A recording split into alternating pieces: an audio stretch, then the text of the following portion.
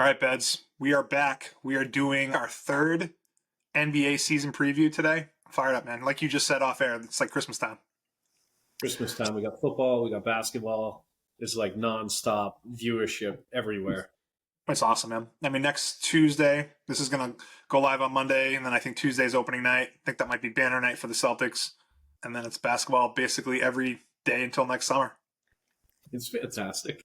So we have Drake May now playing quarterback. We got the Celtics coming back. It's Christmas. It'll be awesome, man. So I'm really looking forward to the season, like I am every year.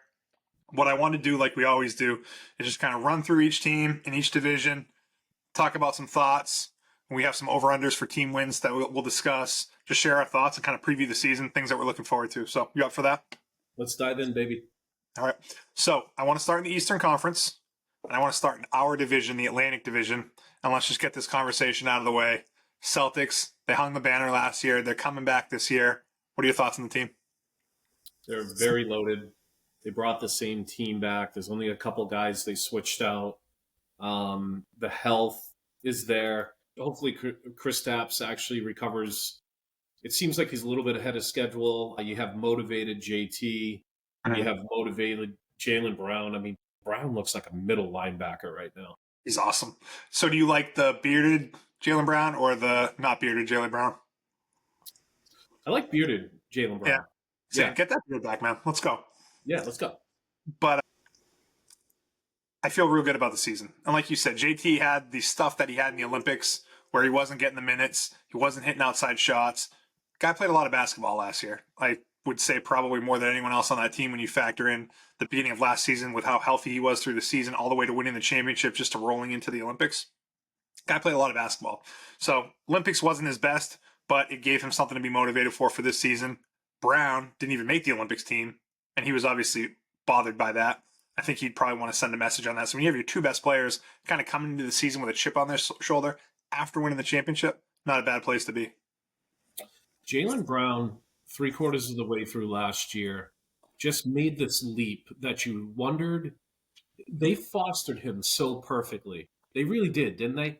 Like, they built this guy up incrementally, and it's between mind and body. It was just really neat how they handled him. And there's been moments over the last couple of years where you wanted the athleticism to catch up with what was in front of you, what was there for him to take. He just wasn't there mentally. Last year, it started clicking. So it's like, okay, he's where I want him to be. He's coming off a championship. He's slighted. He looks great. He's in a pool upside down doing exercises. Okay, so he's coming in. He's going to beat people up physically. I love his mid-range game. He shoots three sometimes like Klay Thompson. I'm like, I can keep going on and on about this kid, but my true love is Jason Tatum, as we know. And I'm seeing videos of him getting rid of that like weird hitch he had in his jumper. I haven't seen the video he's talking about, but I've noticed he's been making more shots, taking outside shots in the preseason. I was encouraged by that. I've heard other people talk about the work he's put into his shot, though, too. It's weird because last year he almost became like a stationary shooter. Like he needed to be square. He needed to be facing somebody with the basketball, and he like developed this hitch. It completely removed like any pull-up game, and some of the preseason stuff that I've seen, he's just coming at people with like quick dribbles and stopping on a dime. I'm like, okay, I'm ready for that. So between Tatum, between Brown, by the way, I'm going to go with something that I want to use moving forward. I think we're going to get Darth Tatum this year. I assume this means Tatum that's playing with some of that anger coming out. He has his moments after hitting a big shot where he puts his hands up and gets fired up, but like, I think I know what you mean with Darth Tatum, and I would love every second of it. It's I don't know, man. I've never seen two superstars so slighted coming into a season after winning a championship as easily as they did. And people overlooking the fact that, I mean, granted, it was a insanely well-built team, but they did it. They lost 18 games, man. That's it. All right, if you've been enjoying the podcast, I wanted to let you know that I am a residential loan officer with CMG Home Loans. If you or anyone you know is looking to buy a home or refinance, please let me know and I'd be happy to help. My contact information is in the description below. Back to the podcast. Incredible. And Yeah. then you still got Derek White, still got Drew Holiday. We're in a position to let Kristaps get healthy. Pritchard's playing good, Hauser's good. I mean, they're so deep. I actually feel like they have potential to go up a level from where they were last year. So Their bench, dude, their bench is it's the deepest bench that I think I've ever seen on a basketball team. It's like I was thinking about the Cornet and the Cada, sort of that rotation big man, Xavier Tillman. Dude, these are guys that would probably get 25, 30 minutes on other basketball teams. It sort of reminds me of that like Golden State run where they were like plugging in Andrew Bogut, uh, JaVale McGee. Like that's how I see this going for us until Kristaps comes back. incredible team. What do you think about the wrinkle that the team is getting sold? How do you think that affects things, if it does at all? I think what's going to happen is a guy that's very rich is going to come in, and you know what I mean. He obviously has to be very rich, Yeah. or the group or whoever buys it. I just don't know if a guy's coming in with that much money where they're going to look at the team that they have and think, you know what, let's just blow this up because instead of making 90 million each at the end of the year, we're only going to make 25 million. It's like, dude, you'll get laughed out of Boston if that's the case. I don't know how it all plays out, but I do know that after this season, there's some looming stuff with their cap situation and some taxes that they're going to have to deal with. And it'll be interesting to see what the person that buys the team wants to do and how that all kind of shakes out.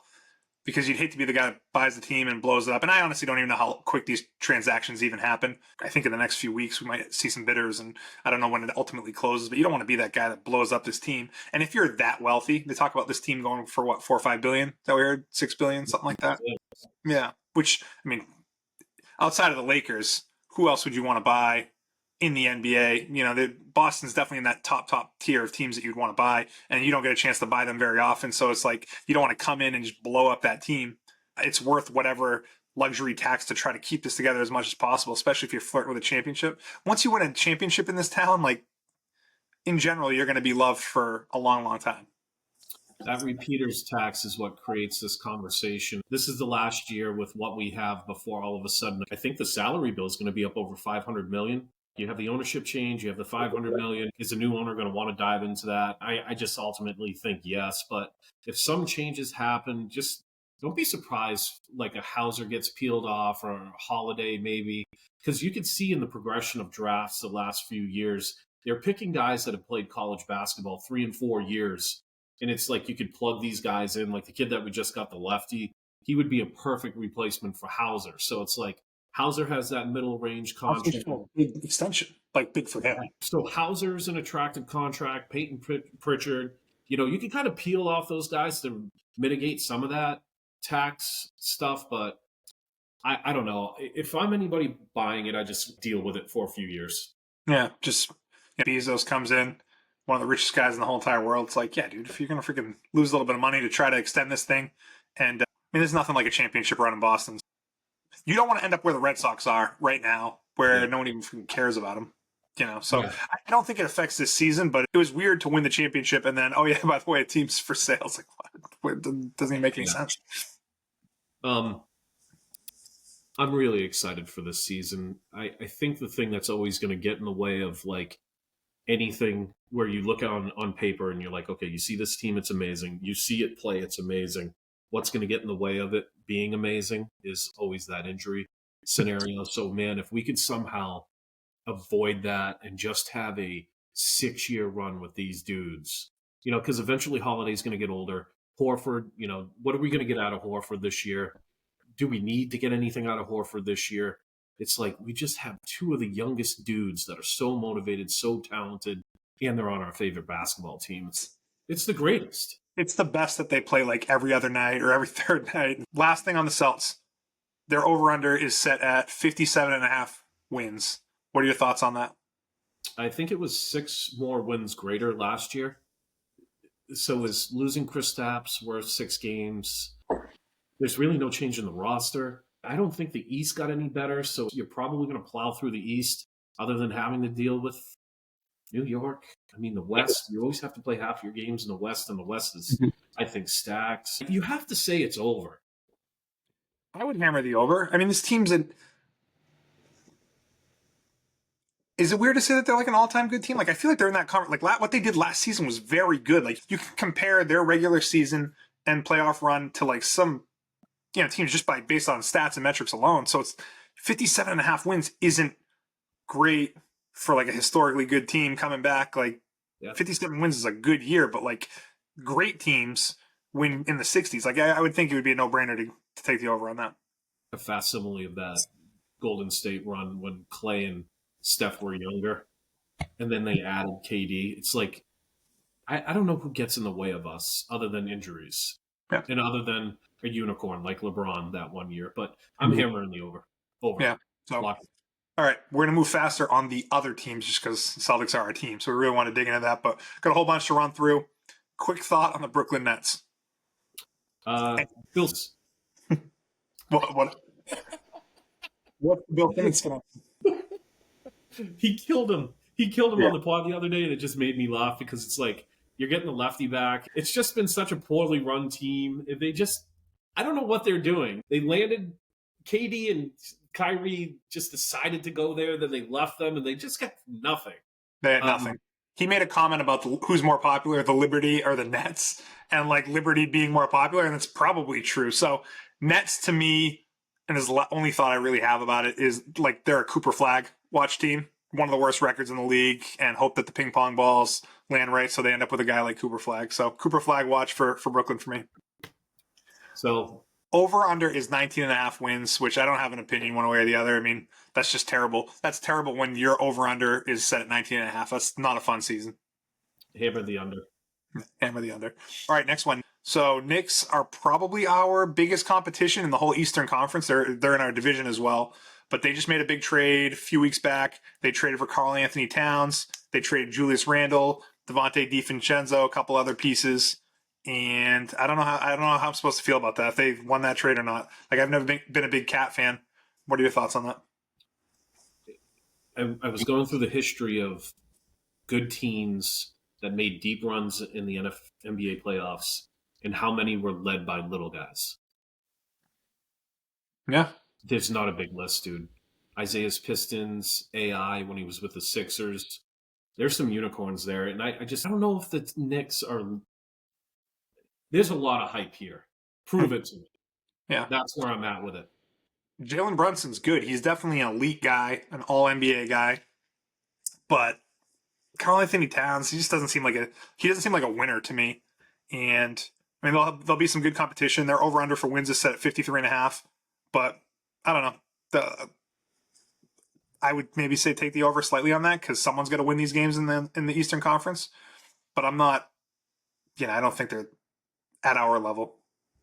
It's funny. I say prove it to me, but I'm looking at 53.5, and it's like 500 records, 41-41. It's like you have to figure they're 13 games over 500 with that team in the East. I said prove it to me. I'll lean over. Yeah, I mean they're probably a top 3 seed in the East. So I mean, I'd like to think the top 3 seed is above 53 wins, but we'll see. Next on the list, Philadelphia 76ers. We freaking own the Sixers, man. Are you ready for me to go off? Let's hear it. What do you think about the Sixers? Dude, first of all, fuck the Sixers. You sent out Tobias Harris, which is an average basketball player, maybe above average, and you replaced him with a guy that's just never healthy, man. Paul George. He's already not healthy. So then your best player, probably one of the top 3 players in the game, just comes out and says, I'm probably never going to play back-to-back games. What? Okay, what do you think of that? If you're a Sixers fan, okay, great. Thanks. I don't know, man. Maxi's a baller. I would take him on the Celtics all day, every day. I just think they're not dogs. Yeah. So it's 51.5. I will take the under on them. I don't think it's going to work out as planned for Paul George and Embiid together. I mean, they're not a bad team. They'll make the playoffs. If I had to pick, I'd take the under, and maybe it's slightly under. Maybe they win 50 games. It's going to lean in the area of over just because the East is so whacked, but they're not going to play enough games to win 51.5. I'm going to go under. Okay. Just big change on a dime there. But yeah, screw the 76ers. I would love to play them in the playoffs again and sweep them. Next up, Toronto Raptors. Don't have a ton of thoughts on them. They just seem like one of those teams. I wouldn't put them on Cooper Flagg watch. Their over-under is 30.5 for wins, but I mean, their best player is Scotty Barnes and RJ Barrett. Those guys are fine, but yeah. Coin toss for me on this. I'm going to say under. I'm going to say under on them. Yeah, I would take slight under, but don't have a ton of thoughts on the Raptors. So I know we just played them a couple times in the preseason, but I mean, rebuild. It's like they're probably going to make trades to try to get some assets. It's going to be one of those years where it's like a tweener team realizes they're a tweener team and they should probably sell off anything that they could maybe get an asset for while they try to get Cooper Flagg. So I'm going to go under. Okay. Next up, Central Division. That was everyone in the Atlantic Division. First team, Chicago Bulls. And you could say that they're in this tweener situation, but I actually think they're going to probably be worse than this. Their over-under is 27.5 wins, and it just seems like a team that hasn't had anything good happen to it since Derrick Rose tweaked his knee. Best player, Zach LaVine, probably going to get traded. People talk a lot about him going to the Lakers, like Lakers will make a stupid trade for him. But they're just not a great team. They lost DeMar DeRozan. I look at them as like worse than a tweener team, like the fringe of Cooper Flagg watch. You're in the Cooper Flagg sweepstakes. Yeah. I think bottom teams like the Nets are, but like that next tier up of Cooper Flagg teams. And you can see like a Zach LaVine. I think that's like if you can peel off a couple of those guys and just blow it up and start over, there's just nothing going on there that you should feel proud about. I mean, LaVine, Ball, Giddey, it's like okay. Giddey's okay too. Did you see Lonzo Ball last night? Yeah, it was cool. Yeah. Hated him coming in. His dad obviously is a lot, but I haven't seen that guy in years on TV. And, Lonzo Ball seems like a good enough kid. It was nice to see anyone back out there after 2 years of being injured. So that was cool. Yep. But that's the highlight of their season, having him come back. Next up, Cleveland Cavaliers. This actually could be some potential competition for us in the East. They managed to sign Donovan Mitchell to a 3-year extension last year, $150 million extension. They got Mobley. They're a frisky team. I mean, I think they were the 3 seed last year, if I remember correctly. So I think there's someone to watch out for.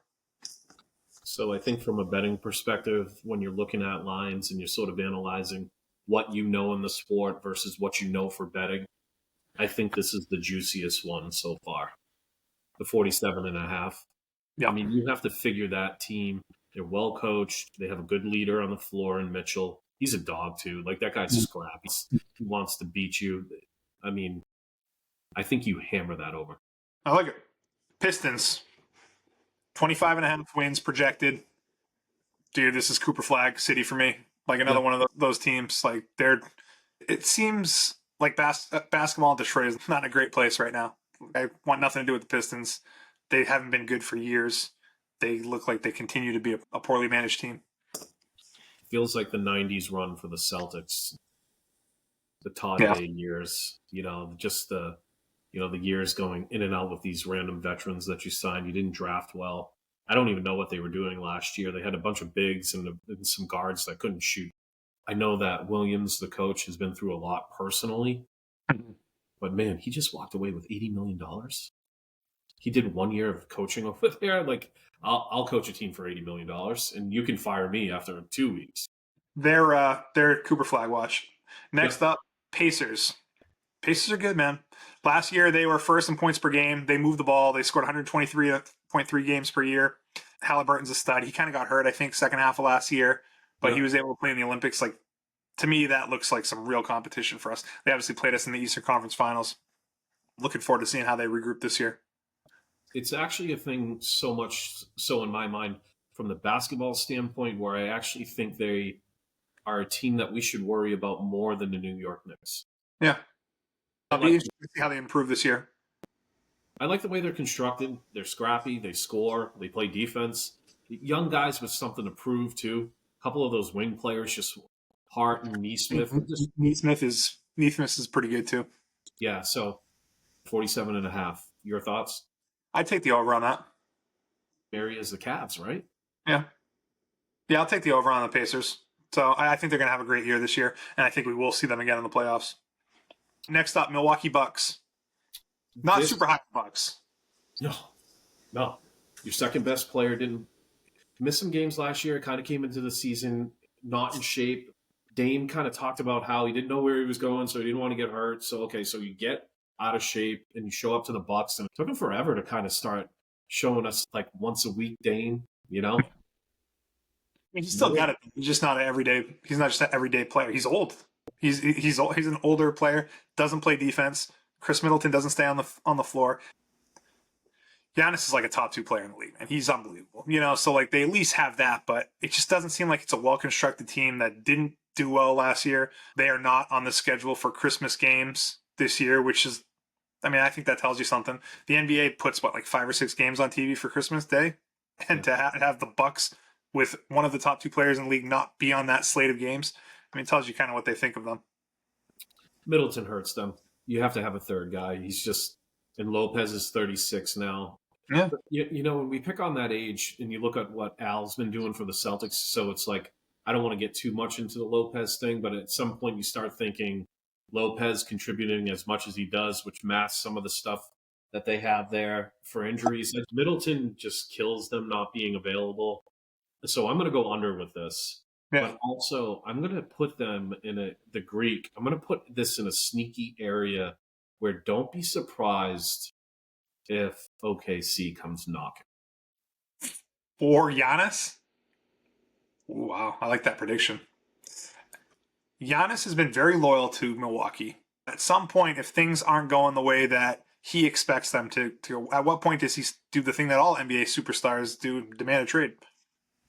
OKC has the Clippers pick. Mm-hmm. Clippers are going to Clipper. No, yeah, that would be a huge trade. Like It's sneaky in my mind. Yeah, I'd be lying if I didn't say I thought of like how long Giannis is going to be in Milwaukee. You know, like at some point he signed an extension at some point, but you know, it just I'm not super high on them, and at some point he's going to probably win some championships or want to win some championships. I'll take the under on that too. Next up, Southeast Division. We're looking at Miami Heat, some Heat culture. Projected to get 44.5 wins. What are your thoughts on the Heat culture? Our arch enemies, I kind of view them as. They've lost some scrappy guys the last few years. Yeah. Jimmy's another year older. Jimmy seems to get hurt a lot more now. Yeah. He is older. Did you watch Starting Five at all? Yeah, I thought it was good. I mean, it's boring in some aspects, but it was good. It did make me like Jimmy Butler. Not going to lie. He's an interesting guy. Definitely a personality. We went to go see, I think, Game 5 of an Eastern Conference Championship against the Heat a couple years ago where he just lit us up. So I hated him. But watched that show and I was like, I think I kind of like him. Seems like a good dad, you know, like unique person. So I'm kind of rooting for him a little bit this season, but I just don't think that there's much down there. And they're projected to get 44.5 wins, but I don't think they crush that. So it sort of had the like Kirk Cousins effect. I was watching that show, and I thought Anthony Edwards was pretty dynamic. We'll talk about him, but I definitely walked away liking Jimmy Butler more. Maybe because I hated him so much, and I was like, actually, I kind of like this guy, and I just have appreciation for how he is. Randy, I always thought JB's comp was Jimmy Butler. Mm-hmm. I thought that was the ceiling. Like peak Jimmy was maybe where JB would get. And JB got to what I view is peak Jimmy last year. I can see that. If JB's going above that, I'm excited. A big Jimmy Butler fan also.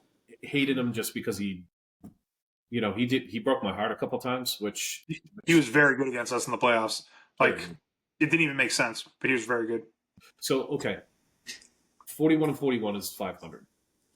44.5 is the over-under. Are they 4 games better than 500? Randy Forcier, your answer?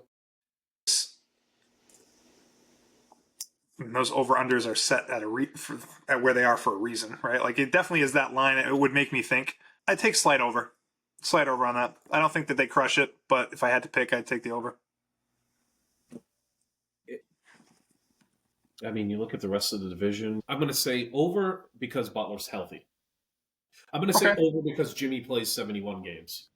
Oh, that would be an incredible season for them. I'm sure they'd be thrilled if he played 71. So, okay, cool. We'll see what happens with them. Next up on the list, Orlando Magic, which there's a lot of Orlando Magic love out there, as much as I can remember in a long time. They're projected to get 47.5 wins. They got Franz Wagner, KCP. They just got a team that people like down there. Ben Caro, is that how you say it? Um, I always Pablo Banchero. Paolo, I mean. Yeah. Yeah. It's funny. Eventually, I'm going to need to learn his name because he's going to make me learn his name because he's that good. So this is the difference between the Magic and Heat is that this core is younger. This core is up and coming. Sort of similar players in certain positions. You don't have an older star compared to Miami. I'm high on Orlando. Are they 8 games over 500? Orlando Magic. You know what? I'm going to ride it. I'll ride the over. Yeah, I'll say over.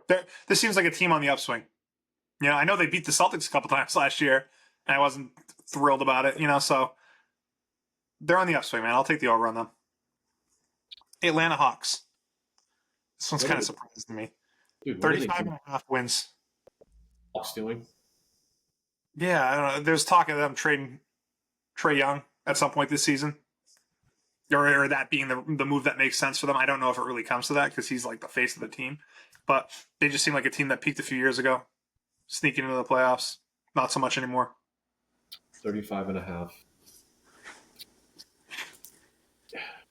This is the one where it's like, okay, if they keep what they have together, they should be a few games over that. But I see them dismantling and selling off some parts. I'm going to go under. Next up, Charlotte Hornets, home of Josh Longstaff, friend of the podcast. What are your thoughts on them? I hope Josh enjoys his time with Ball. I hope Ball's healthy this year. Ball gives me like Magic Johnson vibes with the jump shot. But he's also like, you can tell he's like still a big kid. And you wonder if he actually takes his talent seriously when he's on the court. Yeah. For Josh, I want it to be a really good year. Yeah. Cooper Flagg vibes, though. Yeah, they're definitely like one of those teams. I actually think of them as like a tier up from that because the next team is one of the ones that's probably the favorite to be the worst team. But they're definitely not far off of that conversation. They were talking on the other podcast that we were listening to just about can LaMelo Ball be a number one on a playoff team? It's like I don't think that he can be. And then who else they have? They have Miles Bridges. They have a few other role players. So I don't know that they just have the pieces.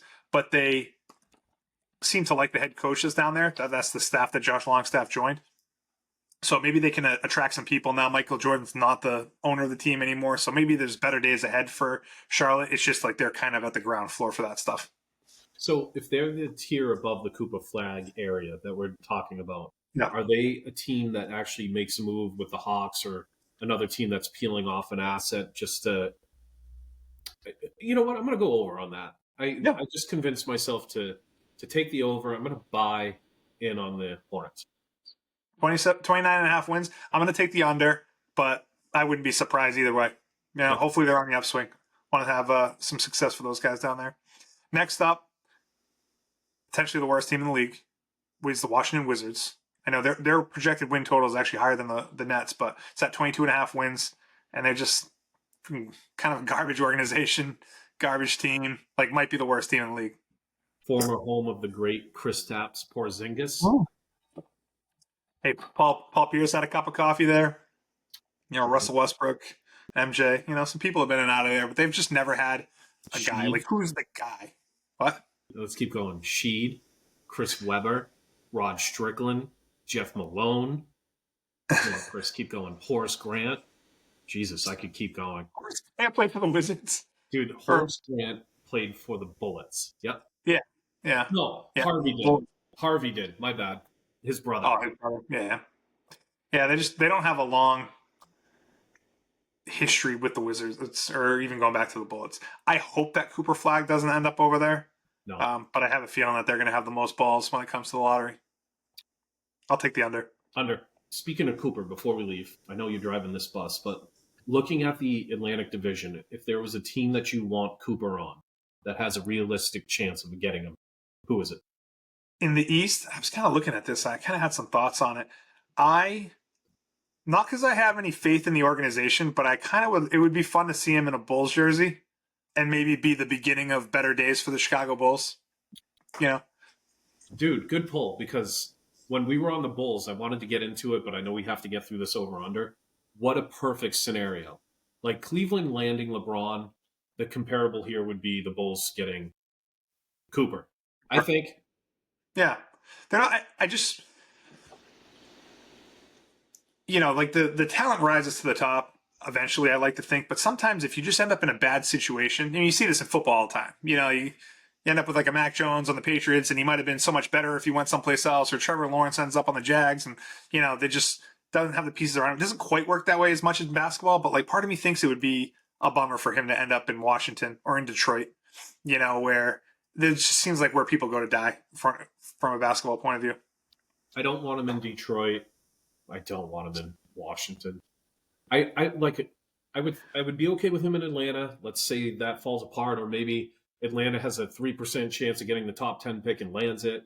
The Hornets, I would be okay. Charlotte, just for our boy Josh. Yep. Yeah, that would be cool. It's funny, dude. Like, just because you have the most ping pong balls doesn't mean that you're going to get, like, even the highest ping pong team doesn't have. I mean, I think it's a fairly still low chance. So it really could be any of these teams. But that's just my thought. We can talk about West teams too. So I'm ready to pivot for West if you are. Let's do it. Lock it up. All right. So we're going to move through these, try to move through, I guess, a little bit faster. We're cruising on 35 minutes right now. Nuggets, 51.5 wins. Thoughts on the Nuggets? They keep losing some pieces. They keep downgrading in the division. The people that are smarter than us continue to talk about the fact that these guys are taking steps backwards. They still have one of the best players in the league. Yeah, one of the top 2 or 3 best players. I mean, he's really a generational talent from a playmaking point of view and teammate point of view. Okay, this reminds me of like later 80s Celtics basketball, but Larry Bird was still playing. This is 10 games over. This is 11 games over 500. I'm going to say over. Over. Yeah, I can see that too. It does seem like they don't have great vibes, and they had Russell Westbrook to the mix. I don't know. Yeah, take the over. 51.5 is not that crazy for a team that just won the championship a couple years ago. Next up, Minnesota Timberwolves. Seems kind of like a hit team last year and probably this year moving in the right direction. 52.5 wins. What are your thoughts on Minnesota? I think they got better because they got rid of Cat. Yeah. And Naz Reid's really good. Yeah, I think getting him on the floor more, getting rid of the black hole that's Cat. Cat's in this area for me with like Harden, Chris Paul, like great basketball players that just end up never winning anything. I don't know why I trash on Cat. They don't big man, that could shoot, don't grow on trees, but it's not aesthetically pleasing to me. I love the over here. I think they're going to be a better team. I think Bennett, Jesus, this kid is insanely good. And he's so young. Anthony? Yeah. Yeah, he's awesome. Dude, like he was my second favorite guy in starting 5. Just seeing his personality, like really like a big kid, kind of really good athlete, and so young. Seems like a little baby. He's like so many good days ahead of him, and he's a freaking good player. He's a freak. I like him. So ready. I like that over a lot. Ready for him to be, top tier, face of the league kind of guy. So, okay, moving on. This will be an interesting one, but Oklahoma City Thunder. It's a freaking crazy division. But they're projected at 55.5 wins, and some people would pick them to win the championship or come out of the West. What are your thoughts on this team? So many assets, nicely built. Their players fit. They just gained a center that's probably a really good addition to them. Wow, if they stay healthy, man. Chet, second year after an injury. I'm gonna go over, and I'm gonna say it's easily over. Yeah. I mean, they're going to be really good in the West. It's strange that it's strange that it's OKC because I kind of feel like they don't get the love that they maybe deserve because they're Oklahoma City Thunder. Chet was a guy that for a big part of the year last year was in the conversation for Rookie of the Year with Wembanyama. Obviously, he pulled away and ultimately won it because he was kind of a freak last year. Had a great year. But that guy's a great player. Alex Caruso, great defender. And then Shai Gilgeous-Alexander is a guy that's in the conversation for the MVP running, has been for the past couple of years, and one of the top players in the league. So that is a solid team. I say take the over as well. This team, what we're looking at right now, is the Celtics team that lost to the Warriors. Yeah. Like they're days ahead. We'll see when that is. Hopefully it's not this year, but that's a solidly built team with some assets. Next up, Trailblazers, 22.5 wins. This is a Cooper Flagg watch team for me in the West. Probably the most obvious one. Any thoughts on them?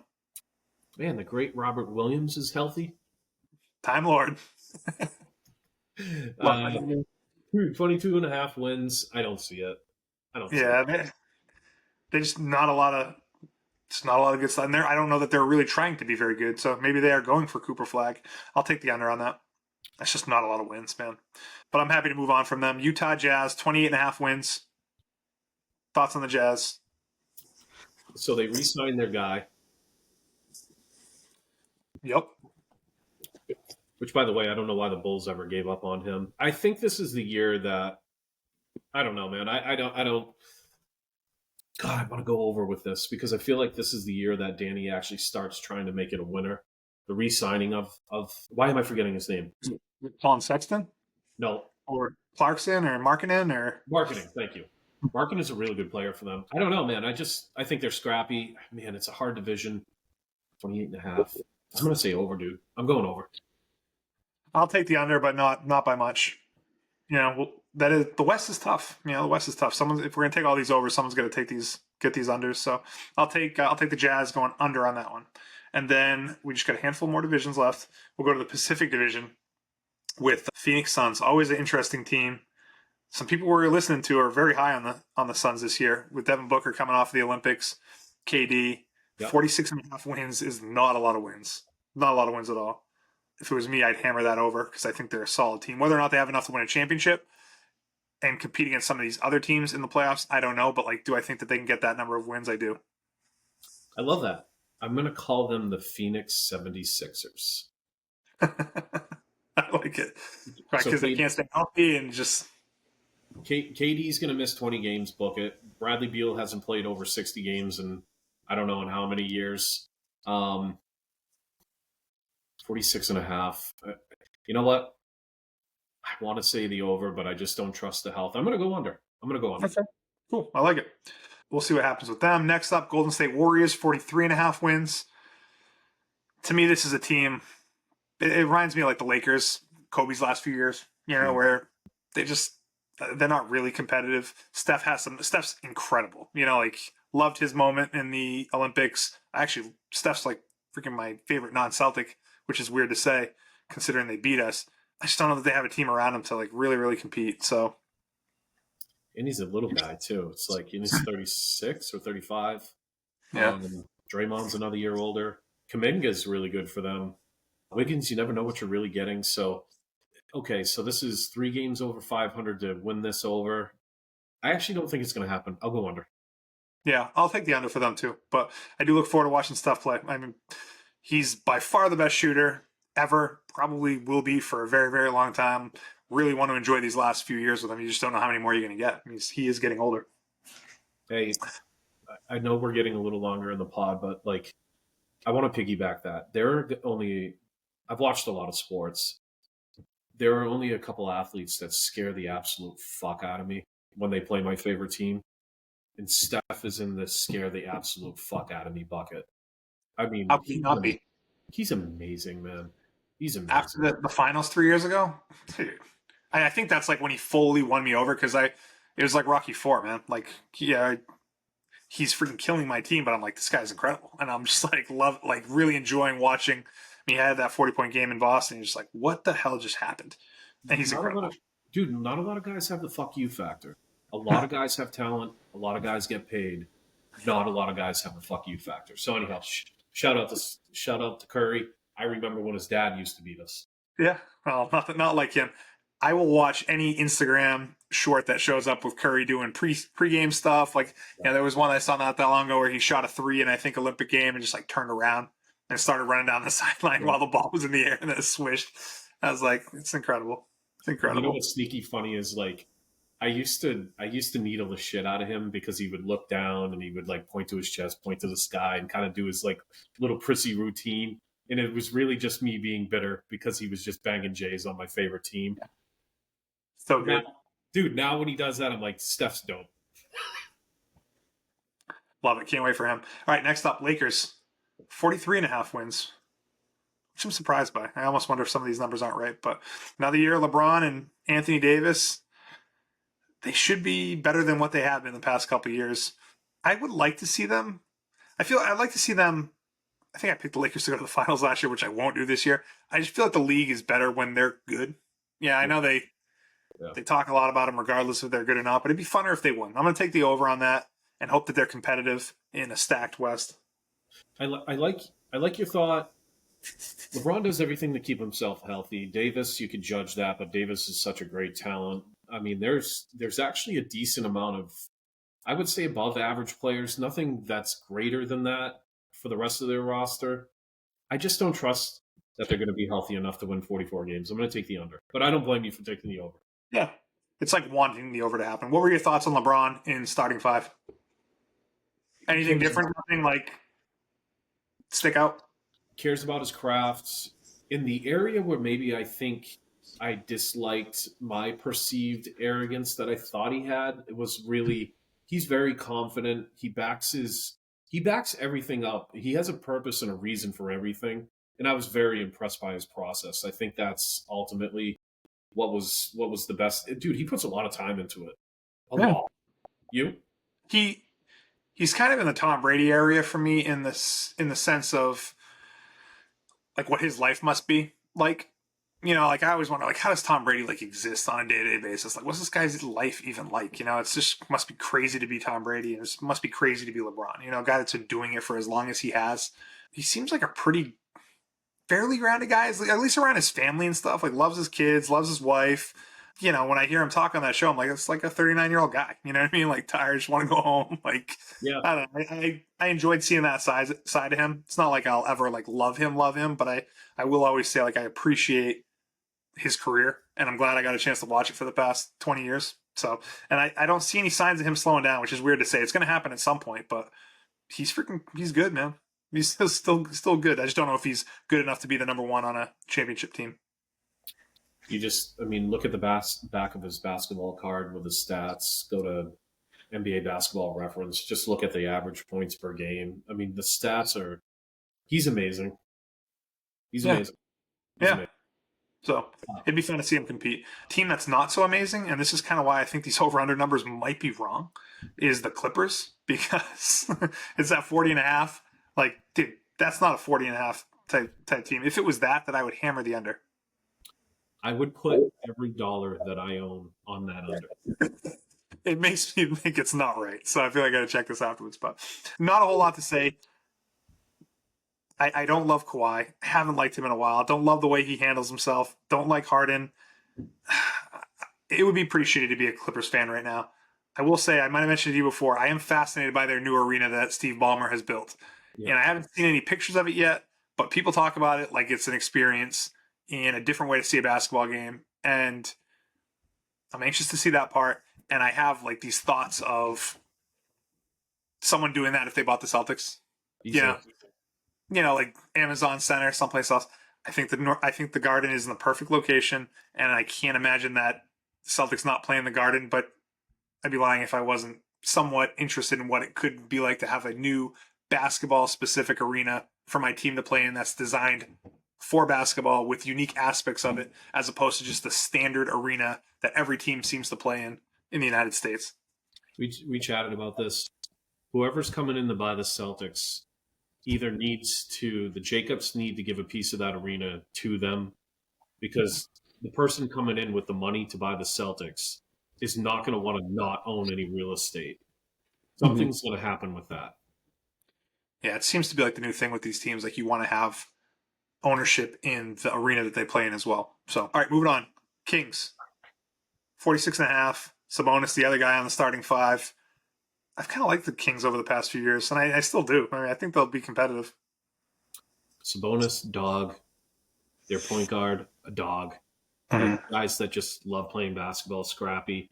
46.5, so that's 7 games over 500. I would put money on that before I'd put money on this Phoenix Suns. Phoenix is a team that's on the upswing. Yeah. Right? Like, there's a big top. talk on starting five about Sabonis not making the All-Stars. Like, he's a good player in this league. He's a guy that deserves to be up there. I think they're on the upswing, so I'll take the over. Next, with last division, Southwest Division, Dallas Mavericks. Team out of the West last year that we beat in the finals. Added Klay Thompson. Luka, which we'll get to. He's the favorite to win the MVP this year. What are your thoughts on the Mavericks returning from last year's finals loss? Very surprising they got to the finals. Yeah. It's the Luka factor. Will Luka stay healthy? Luka needs to work on his nutrition. I haven't seen him in the preseason. I haven't seen anything about this, but he's big, man. He does need to take his health healthy, and his, imagine if he did to his body what LeBron does to his body. Yeah. No, he just doesn't seem like a guy that has that. So 49.5. So if Luka stays healthy, over. Take the over on that. Yep. I would love to see Klay Thompson get some good run with them. Not looking to carry a team, can just kind of sit there and hit shots. If it wasn't for Steph, Klay would have been like one of my favorite guys, maybe outside of Ray Allen, to watch shoot a three-pointer. He was awesome. And when he would get hot, he would get so hot and just fire off threes and perfect swishes. Like, I hope he has a great year. Seems like a good dude. I think Ryan asked Bill, Mitch Richmond, Ray Allen. That's the different spread there of former stars being role players. Mm-hmm. What side do you have Klay being on the Mavericks? I would say a role player. I'd say a role player. It's probably the right spot for him at this point when you have Luka and Kyrie on the same team. No, but what I mean is he more on the Ray Allen successful former one that ends up becoming a role player, or Mitch Richmond who completely bombed with the Lakers? How do you think? I think he's on the Ray Allen side of things. I'm hopeful for him. Here. I think it ends up being a really good thing for him. Yeah. That's one of those teams that I would look. If I had League Pass, I would probably try to watch some Dallas games to see Luka and see how Klay fits in and see what Kyrie can do. I take the over on that if that is in fact the right number. Next team, and we only got a handful left. Houston Rockets, 43.5 wins. People like Jalen Green, man. What are you doing? Not yet. All day? Not yet. Not yet. Okay. Not yet for me. I'm going to take the under. Doing Ume things out there. Yeah. Team to watch. I know people are high on him, high on Jalen Green, high on the team. I would take the under 2 on that, but they're a team to watch in the next couple of years. Grizzlies. What are your thoughts on Grizzlies? 46.5 wins. I don't know if I like Ja Morant. I like the way he plays basketball, but he seems kind of like an idiot. He's an idiot. He plays recklessly. He gets hurt. I like the big that they drafted, actually, some of the preseason stuff, but 6.5 with the last couple of years. They have Marcus Smart, who never seems to stay healthy now. They'll be lucky to be 500 under. Under, yeah. I'd take the under on that too. Pelicans. Zion is supposedly in the best shape of his career. 45.5 wins. Thoughts on them? Zion is in the best shape of his career for the next 10 minutes. It's a tough division. I just don't know how Ingram and Zion fit. It's just one of those whatever teams. 45.5. You have to figure they're going to be 500. I'm going to say they're just going to fall short. I'm going to go under. Okay, I'll go slight over, but it's not like I'm super passionate about that. Last team, San Antonio Spurs, 35.5 wins. We got Wembanyama, second year, who is a legit stud. A legit stud. Had a great rookie year. Honestly, the sky's the limit for him. Had a good run in the Olympics with France. I'm looking forward to them. I don't know that they have the team around him still. So I would actually take the under on wins. But I do expect it to be a step-up year from last year. Wherever Chris Paul goes, I always judge it. Unfortunately, they had a couple picks in this year's draft, weakest draft ever. This is going to be another one of those gap years for the Spurs. Under. Sorry, Matt Townsend. I know you love the Spurs. If you listen to this, I apologize. All right, so that's everybody, man. I'm going to look forward to re-going through our list and kind of seeing how it all lands. But I want you to tell me who you think makes it to the finals from each conference and who wins it. I do want to share some odds first with you, okay? Yep.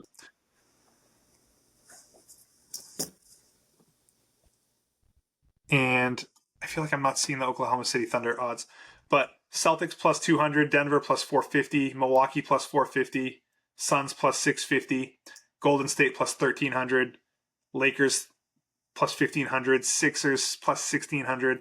So anyways, and then it just kind of goes further down the list from there. I don't know why Oklahoma City is not in there. I don't know that I can find it super quickly, but what are your thoughts on who makes it from the East and the West and then ultimately wins it? Yeah, Boston Celtics, for every reason that we talked about. Two young guys hitting the peaks of their careers, not selfish, great bench, well coached. Coach is a psychopath. Hopefully they stay healthy. Hopefully Kristaps comes back and gives them a boost.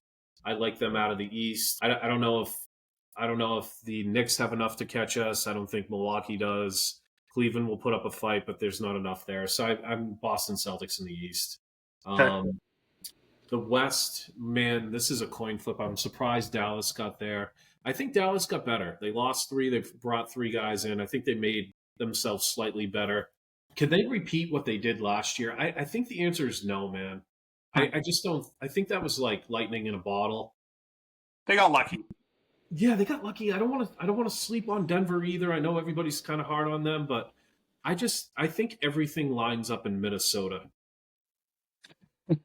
Well, that's funny because I'm not going to change my pick. My pick was going to be the Celtics, obviously, because again, like you said, for every reason we said, like just love the team. We couldn't ask for a better composed team going into a season. I mean, why would I pick against them? They're on paper where they are now is definitely better than every team you listed. The Knicks, the Pacers, Cleveland, like they should come out of the East. I can't pick against them. That would be ridiculous. West is obviously more open. OKC, people seem to love. Denver, some people might think they make it, but I do kind of land on the Anthony Edwards coming out party continues, where his legend kind of grows. I don't know that Minnesota can beat us if we make it to the finals in a healthy matchup. So I'll ultimately take the Celtics to win it all, but I'm saying Minnesota, Boston. Nice. Okay. A sneaky alternative pick in the West is the OKC scenario. Mm-hmm. There is a solid chance that they could come out, but I just think the better player always kind of leaks through, and I like the way the team is constructed now to pick Minnesota, but if that doesn't happen, OKC, runner-up Dallas, and then behind that Denver. Yeah, I can see that too. So MVP odds. Yep.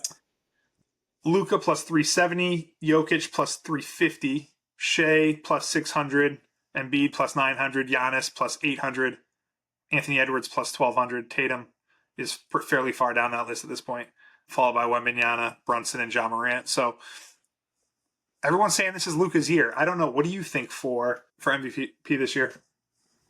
I'm looking at the list where it's like you put 100 down to win 1,200. Like a sneaky pick would be Edwards. Well, if you think that they're going to go to the finals, you think that they're going to maybe come out as the 1 or 2 seed. Maybe other podcasts that we listen to would say that the MVP has to come off of the 1 or 2 seed in their conference to really be an MVP candidate. So if you think that they're a 1 or 2 seed, Edwards doesn't seem like a bad pick. It really doesn't. And it's like, even with this, like, I think the way the Celtics are constructed, it's never going to be a scenario where Tatum is just so alpha to warrant winning the MVP, unless we're just about to witness something that totally catches us off guard. It seems like Luka is where the money should go to. I'll pick Luka. Wow. Okay. Unexpected. So this is unexpected for me. I'm going to take Giannis because I think Giannis is one of those guys that could win the MVP every year. Yeah. And I really think he's going to put his team on his back. That, to me, again, says that I think the Bucks are going to be a top 2 seed. I don't know if that's going to end up happening, but I'm thinking it's been a couple years since Giannis won. I think he's going to have a great year when I have to compare against all those other guys, and I don't want to pick the favorite. I'm going to go with Giannis. Good pick, man. I mean, if you're going to waste $100 on something on a futures bet to pay $800, you're going to bet against the Greek. The Greek. So, anyways, dude, we'll see what happens there. Are there any other things that come to mind that you want to hit up before we wrap it up? I like the LeBron and Bronny thing. Do you think? I mean, Bronny can't be a regular on that team. He just can't be. Right? Like he maybe gets a game or 2 up there or 5 games up there or something, right? Like he gets on the court with LeBron at some point in an actual regular season game, right? He just can't be on the roster as a full-time guy. I just don't think he's talented enough to warrant it. And I hope that if he is thrown in it or somehow gains rotation minutes, that he's not pressing where it just looks so forced, and I feel bad for the kid. But I hope whenever it does happen, if there's a run together for both of them, I hope it's successful. I would like to wrap it up with Cooper Flagg. Mm-hmm. Let's finish strong here.